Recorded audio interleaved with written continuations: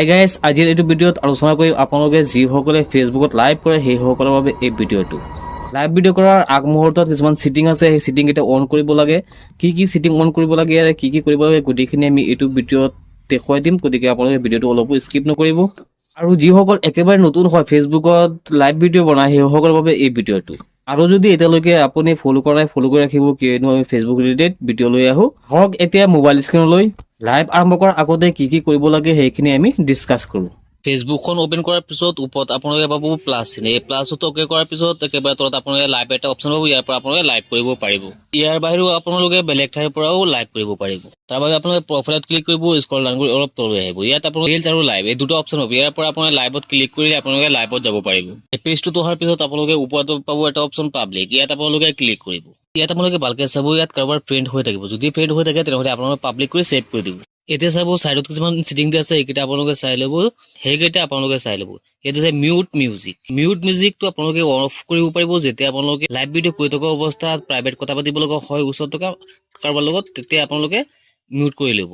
তলত আহিছে sticker, click কৰি আপোনালোকে ষ্টিকাৰটো লগাই ল'ব পাৰিব। আপোনালোকৰ পচন্দ মতে এটা ষ্টিকাৰ লগাই ল'ব। লাইভ কৰাৰ আগতে আপোনালোকে এই ছেটিং কেইটা ভালকে চাই ল'ব।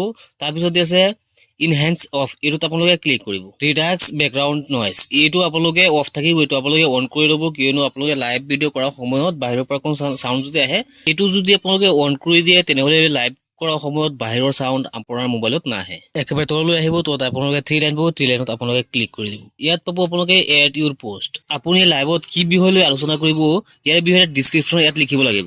ধৰি লওক আপুনি ফেচবুকৰ বিষয়ে ইয়াত কথা পাতিব, সেইবাবে আপুনি ফেচবুক টিপছটো ইয়াত লিখিলে। কেইটামান হেছটেগ আপোনালোকে দিবই, হেছটেগটো আপোনালোকে মিছ নকৰিব। আপোনালোকে hashtag live, hashtag active flower এইবিলাক আপোনালোকে ইউজ কৰিব পাৰে 3-4টা।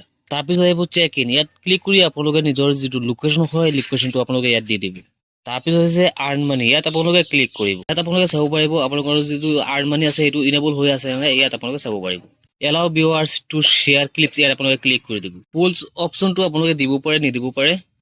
ইয়াত আছে এড নিউ লিংক, ইয়াত আপোনালোকে ইউটিউব বা অন্য প্লেটফৰ্মৰ লিংক আপোনালোকে ইয়াত দিব পাৰিব। তাৰপিছত আপোনালোকে ষ্টৰী অপশ্যনটো আপোনালোকে অন কৰি দিব। তাৰপিছত আপোনালোকে ইয়াত পাব কমেণ্টছ, এই কমেণ্ট অপশ্যনত আপোনালোকে ক্লিক কৰিব। তাত আপোনালোকে বহুতকেইটা অপশ্যন পাব।